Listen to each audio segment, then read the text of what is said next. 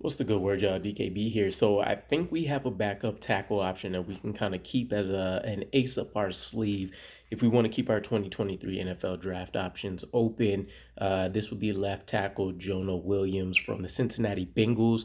I think it would be smart to at least keep him under consideration, although I'm not sure how we'll fit his cap number in and all these other different things. But, if we can make it work for Odell Beckham Jr., supposedly, if he does end up signing with us at some point, then you can make the case for Jonah Williams as well. But let's dive into it a little bit, right? So we talked about wanting to keep our options open. We could try to look to replace, the young Elijah Moore within our offense if we want to go weapons wise with a guy like Jackson Smith. Just considering us staying at 13.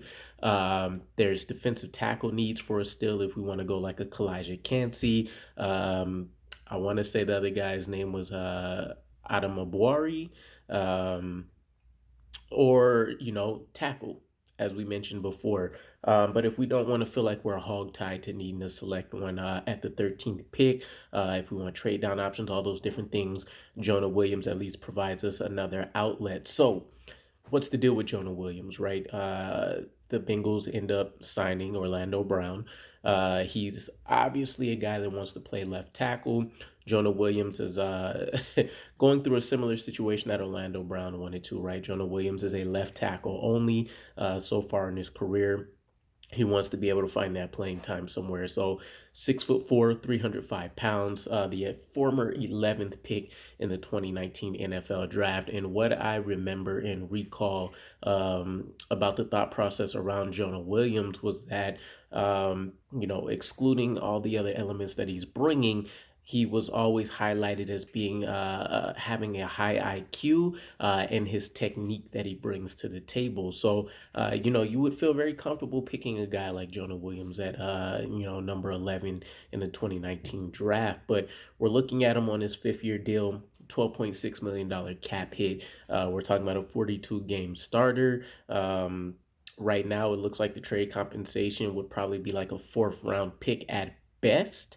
So what's kind of gone wrong with his, time there in Cincinnati? Well, when you take a look at it, not to oversimplify things, but it seems like he doesn't have elite level athleticism. If he gets beat, you'll be hard pressed to find him having, the quick twitch ability to recover in certain situations. Not overly powerful, not overly quick. Again, not really any elite traits there for him to rely on. So as him being a bit of a technician, it is going to be fully dependent on him to go out there and make sure that his hand technique is great. He's staying within the pads. He can mirror his man.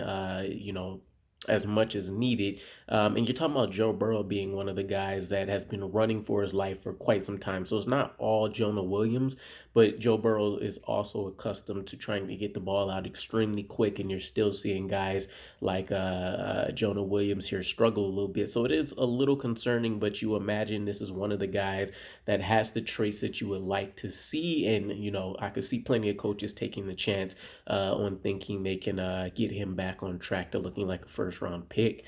A little bit of and sorry, to follow up on it.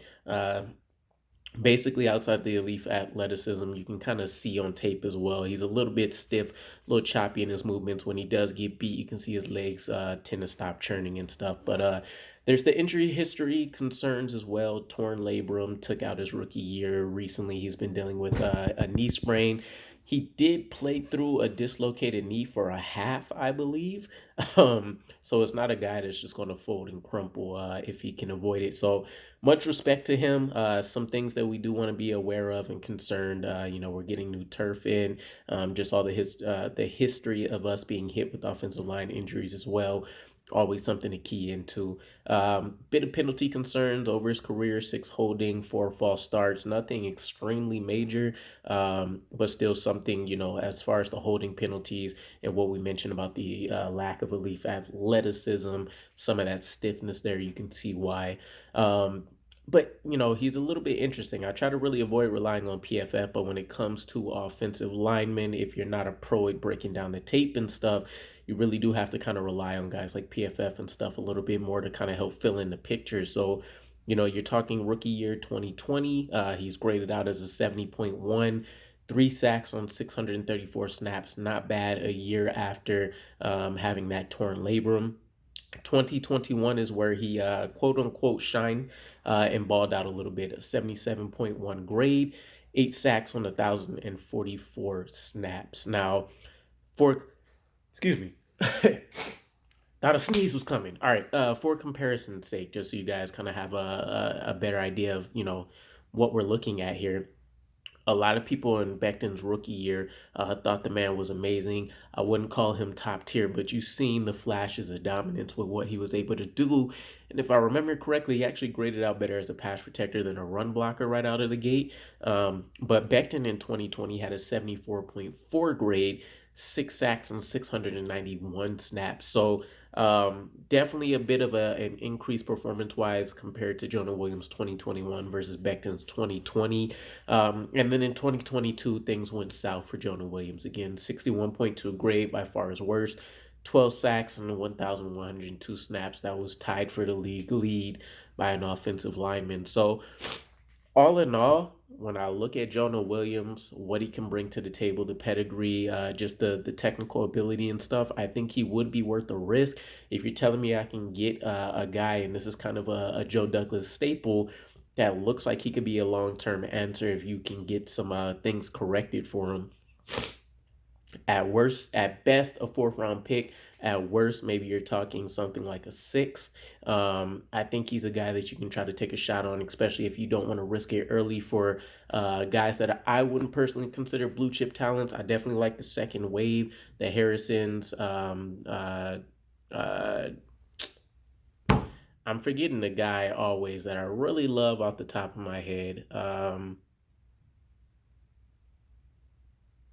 Ah, it is what it is. Either way, for those that have paid attention, you guys know that I like the second wave of tackles a lot better towards the mid 20s to early 30s. So let me know what your guys' thoughts are. Jonah Williams, is he worth the risk as like maybe a break class emergency option for the New York Jets if maybe the tackle board doesn't fall our way?